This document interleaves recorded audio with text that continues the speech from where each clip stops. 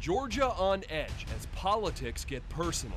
The gas prices, it's gone up and it's keep on going up. I'd rather spend that extra $30 on food and diapers. You gotta eat, so you have to pay for it. Inflation, abortion, gun violence, and healthcare. Two candidates with two different visions for your future. Joe Biden and Raphael Warnock is bankrupting this country. The people of Georgia have a real choice about who they think is ready to represent them. Vying for your vote, the first black senator to represent the state of Georgia, Democrat Raphael Warnock. You send me back to the Senate. You have my word, I will keep fighting. Working to defeat him, businessman and Heisman Trophy winner, Republican Herschel Walker. There's no doubt we have problems in this country. Who do you trust in Washington? Every word these men say tonight matters.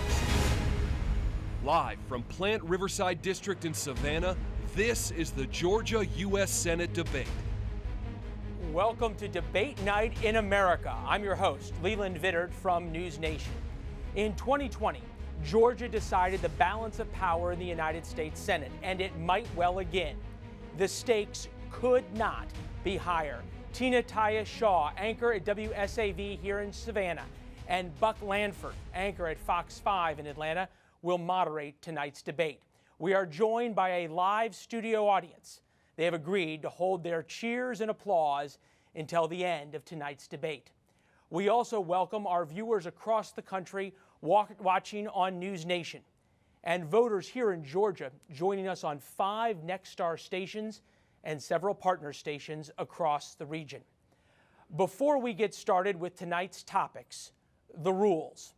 Senator Warnock, Mr. Walker, you will each have 60 seconds for opening statements and 60 seconds to answer each question.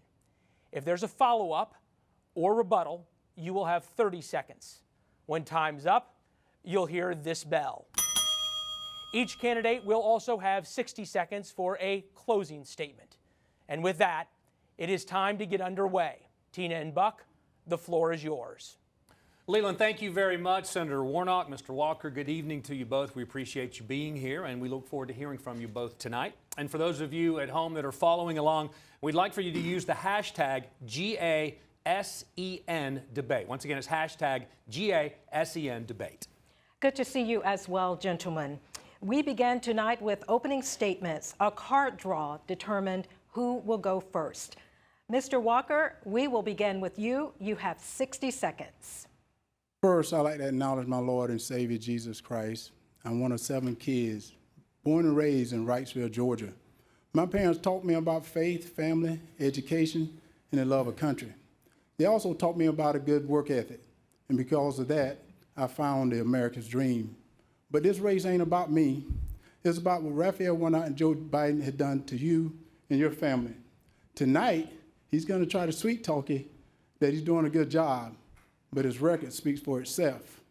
I'm here to tell you that they've raised your taxes, gave you high inflation. They even put men and women's sports.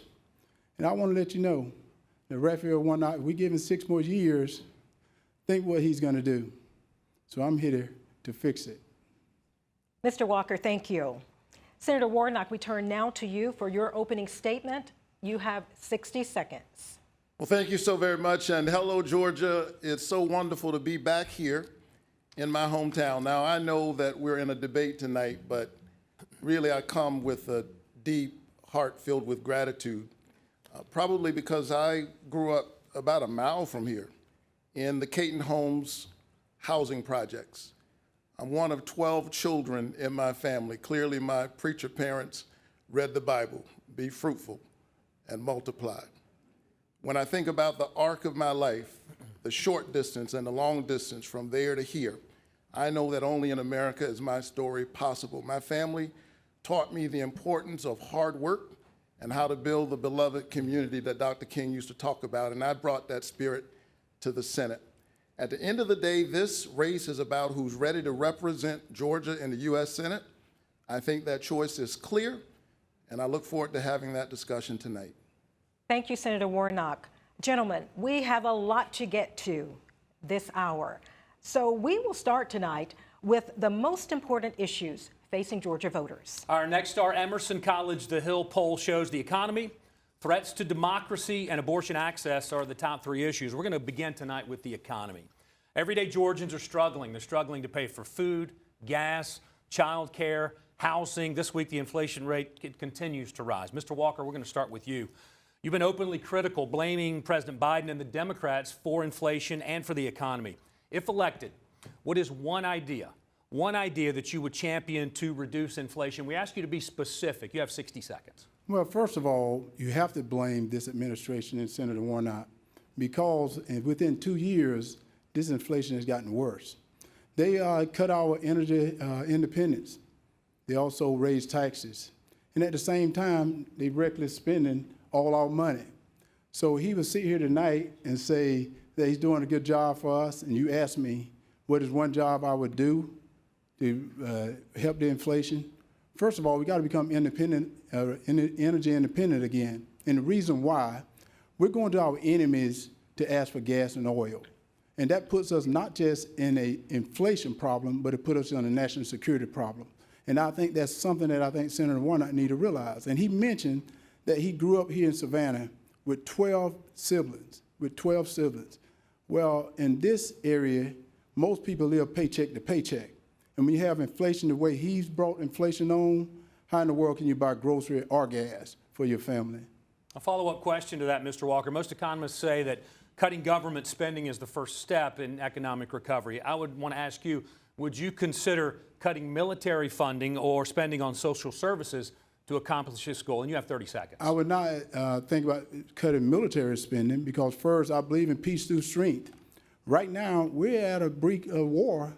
And I think right now with Senator Warnock, who he and Joe Biden, they don't show any strength. And we have to protect this country. And I said it early on, right now, because we're giving our energy up to our enemies that don't like us, we have to be ready for war. This is not a playground. So we have to be ready for war right now.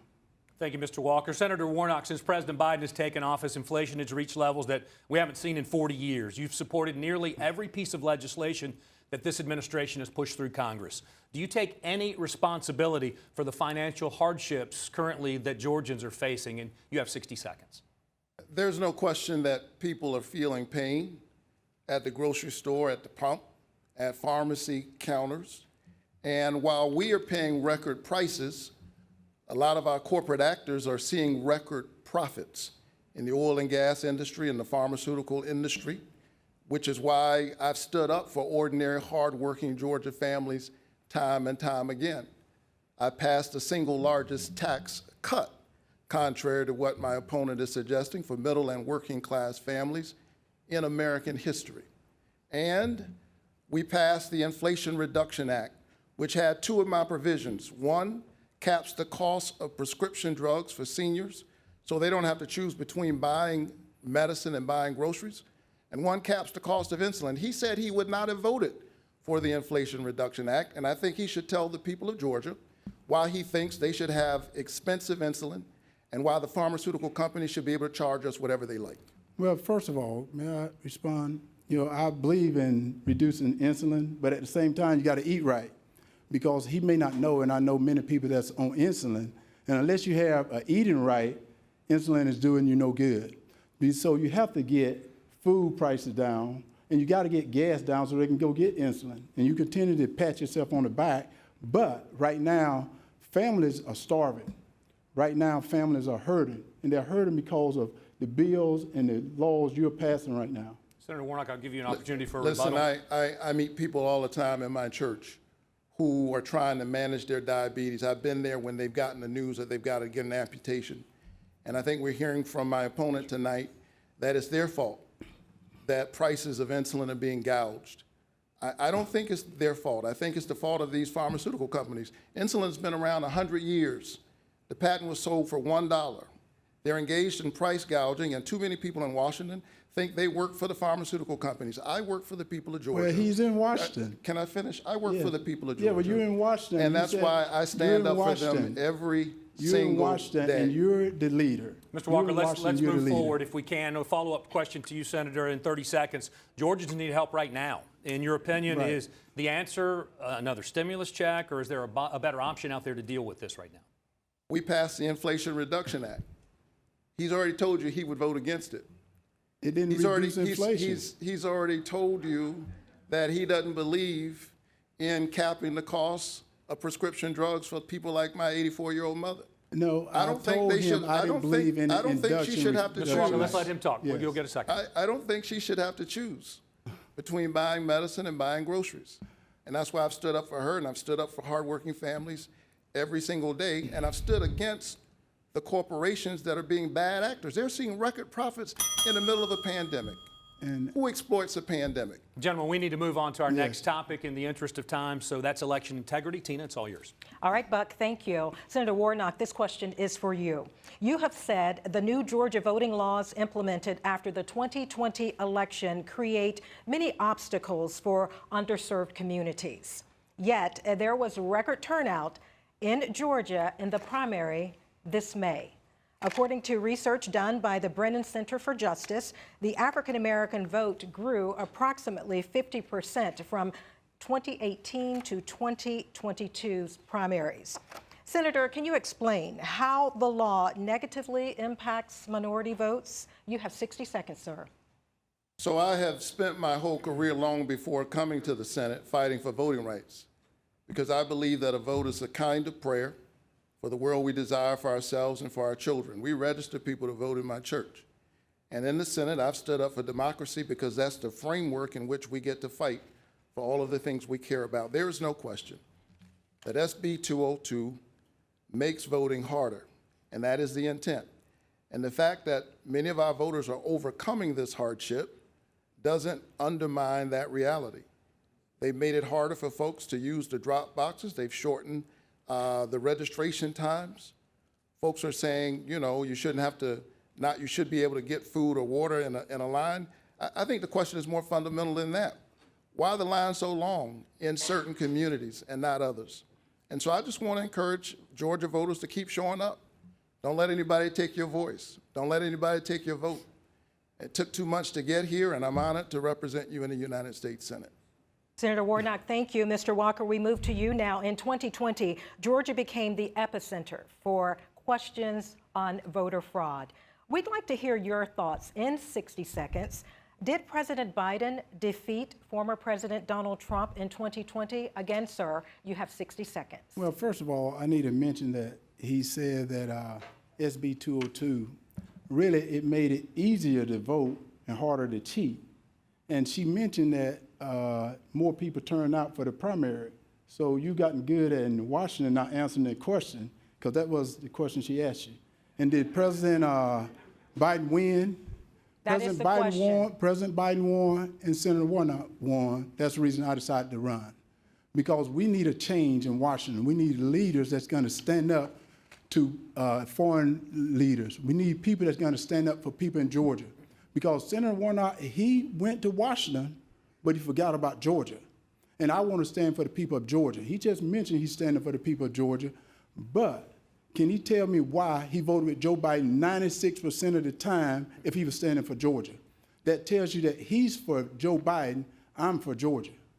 Mr. Walker, thank you. Now, before we move on, gentlemen. I'd like to respond to that. I will give you that opportunity, sir. I will give you that opportunity, Senator. You have 15 seconds to respond. It is very clear that my opponent would rather be running against anybody except me. But I'm either happy me, to run there against are only him. two people who are going to sit in this seat, either me or my opponent. And I think this race is about who's ready to represent the people of Georgia, and I'm thinking about them every single day. But if he cut from the same cloth at 96% of the time, I'm running he and Joe Biden because they're the same. Gentlemen, we are moving on now. This next question, this is a yes or no response, and this is for both of you, Senator Warnock, yes or no, regardless of who wins in November. Will you accept the outcome? Yes. And Mr. Walker, regardless of who wins in November, will you accept the outcome? Yes. Thank you very much, gentlemen. Buck, over to you. Thank you, Tina. We turn now to the topic of abortion. We're going to start with you, Mr. Walker. A week before this debate, a former girlfriend made public accusations saying you paid for an abortion and that you encouraged her to have another. In an ABC News interview this week, you said that the accusations are, quote, all lies. For the voters watching tonight, can you explain the circumstances surrounding these claims? You have 60 seconds. Well, as I said, that's a lie. And, you know, what most thing I put it in a book. One thing about my life is I've been very transparent.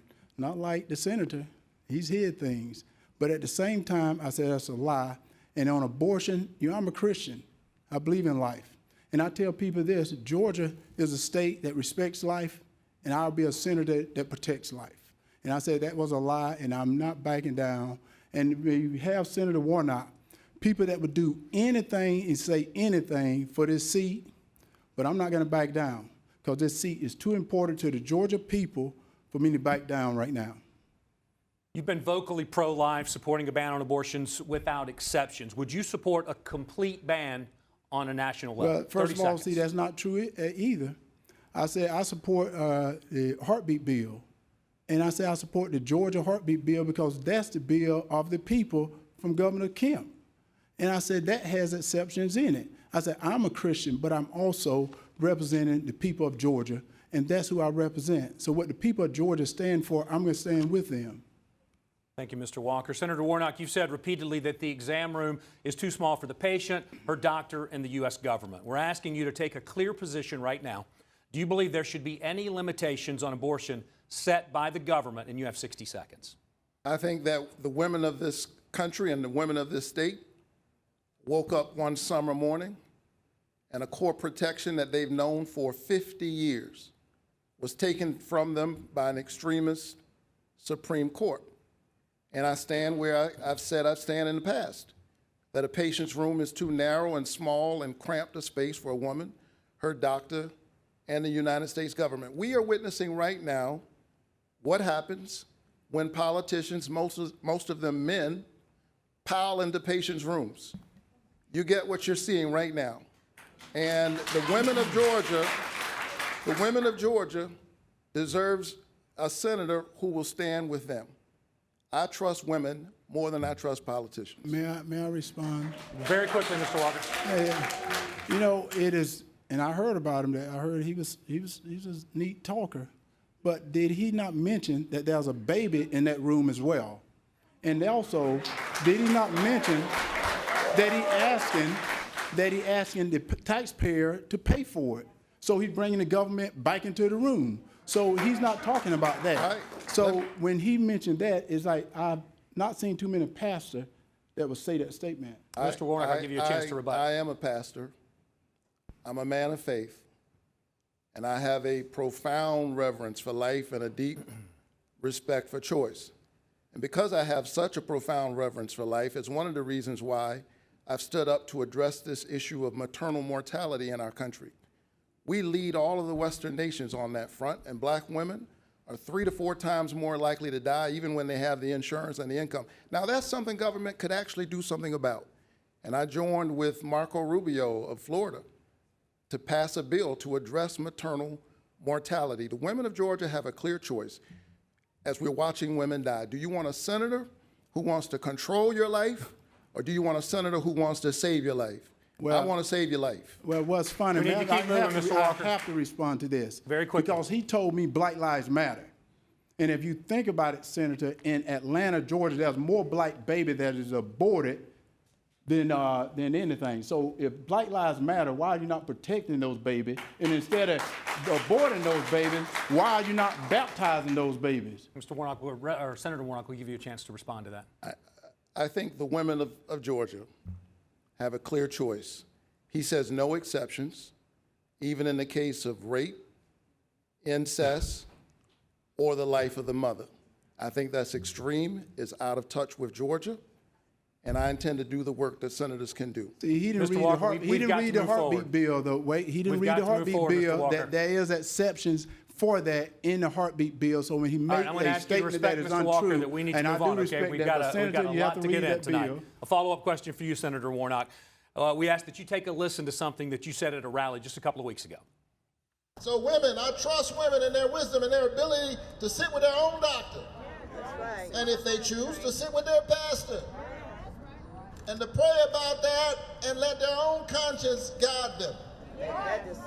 That's Even right. God gave us a choice. That's right, Jimmy. Even God gave us a choice. Can you clarify what you meant by that? You have 30 seconds. Oh, I think it's self-explanatory. God gave us a choice. And I respect the right of women to make a decision. These are medical decisions. They are deeply personal. Women find themselves in a range of circumstances. And this issue has been far too politicized. And we're witnessing right now the chaos that ensues as a result of that.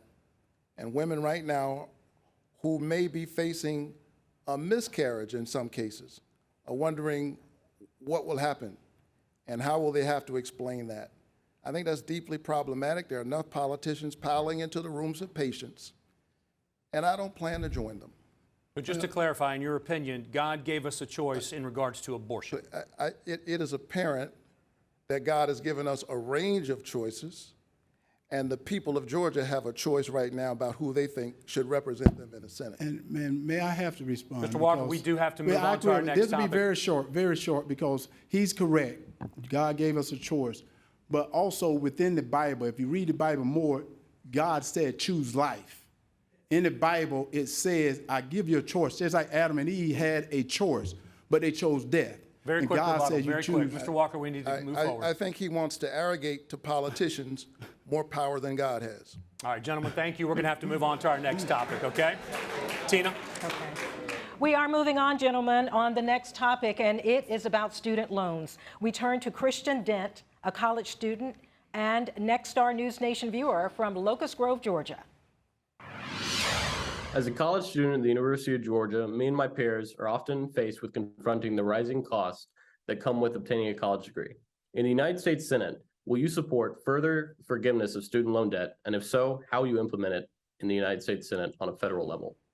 Our thanks to Christian for that question. Senator Warnock, your answer, please, in 60 seconds. I wouldn't be standing here tonight if it weren't for low-interest student loans and Pell Grants. And in the years since I've graduated, that path has gotten harder. I ran into a couple on a flight, and they wrote a note for me. They were with their one-year-old son. They said, whatever you do, please do something about this student debt.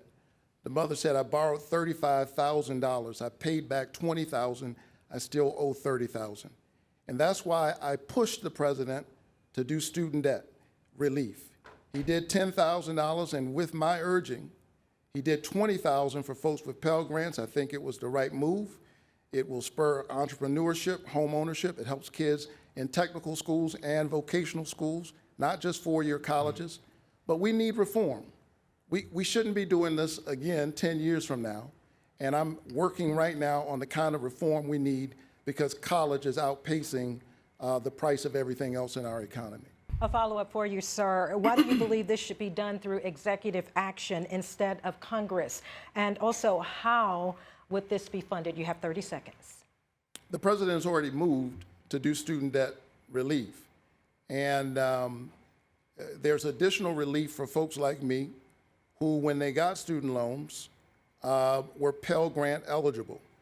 But there's no question we need reform in the system so that we can get the cost of college underway. We don't find ourselves here again. And that's my position. Thank you. Senator Warnock, thank you. Mr. Walker, to repeat Christian's question, will you support further forgiveness of student loan debt?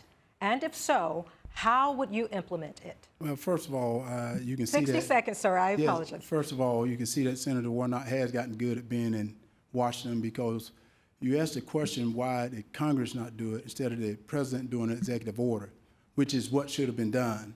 And as I was traveling around the state of Georgia, I talked to people. Some people wanted to go to college, they couldn't. So they ended up going and working on father's farm. Some military wanted to go to college, they didn't. So he went to the military, may have lost an arm.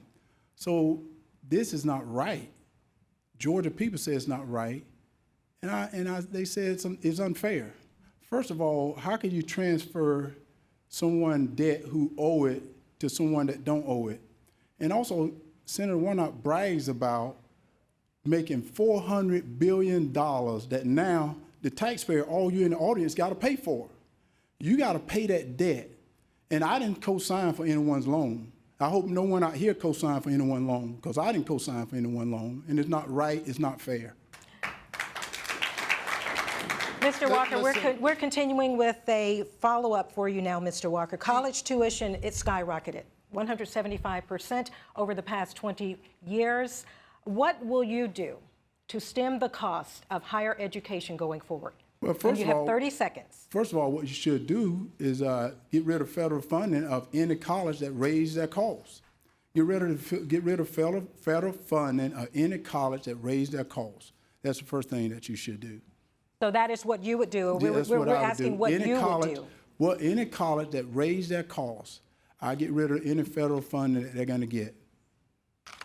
Thank you. You know, We're I find it interesting that folks are Senator offended Warnock, by... Senator Warnock, yes. I'm going to give you this one. I'm going to give you a pass for 15 seconds. I will be very brief, I promise. Very brief. It's interesting to me that folks who have been crying about the student debt relief haven't said anything about multi-billionaire corporate entities who've gotten PPP loans. I wonder why Mr. We're going to move on. We're moving on. Thank you. Thank you, Senator Warnock. Your time is up. Mr. Walker, we are moving on. Yes, we're going to move on to minimum wage, gentlemen. We have a lot to get through tonight. We've made that clear at the top of the hour. So let's get as many questions as we can in, because Georgia voters want to know where you stand on these issues. They have to make a decision. Let them know tonight. Buck? Thank you, Tina. Now, according to the U.S. Census Bureau, 14% of Georgians live in poverty. The federal minimum wage is $7.25 an hour, a number that has not increased since 2009. Let's do this by a simple showing of hands. Raise your hand if you support a federal minimum wage. Okay, Mr. Walker, you did not raise your hand, so I'd like to ask you, first of all, why not, and what would you do to help struggling Georgians? Well, when you say a federal, I think right now, and he said that I want the federal government. No, he wants the federal government to run your life. Right now, I think you have to work with different corporations and see just where they can pay. There are some companies right now, and he should know this, after getting the All-Star game moved out of Atlanta, they destroyed a lot of small businesses. So those small businesses couldn't pay $15, $20 an hour. So they have to pay what they're capable of paying. So to mandate a federal fee that they have to pay hourly wage, no, I couldn't approve that. Thank you, Mr. Walker. Senator Warnock, you did not raise your hand, so why not, and what would you do to help struggling Georgians? I believe in the dignity of work, and I believe in the dignity of workers. I watched my dad work really hard to take care of his family, and I've seen what we call essential workers, these folks who are on the front line, stand up for us in the midst of the pandemic. We call them essential workers. They deserve an essential wage and essential benefits. In other words, workers deserve to participate in the prosperity that they are creating for others. And so I've been a part of this conversation around the minimum wage. I think people need a livable wage. And some of that is being addressed right now in this strong labor market. So I'm willing to work with folks in the corporate community as well as the labor community to figure out how we get to a good place. But there's no question, people deserve to participate in the prosperity that they're creating for others. They deserve a livable wage, and they deserve benefits. Thank you, Senator Warnock. We're going to move to our next topic. Tina? And that topic is crime and violence. In June, Congress passed the first bipartisan legislation to combat gun violence in 30 years. According to a Pew Research poll released in July, 78% of Americans think the new gun law will do little or nothing to reduce gun violence. Senator Warnock, I turn to you first. As the number of shootings in Georgia and across the nation continue to rise, what should be done? What should the next step be to solve this issue? You have to answer this question, sir, and I give you 1 minute. Well, I'm glad that we finally passed the first gun safety law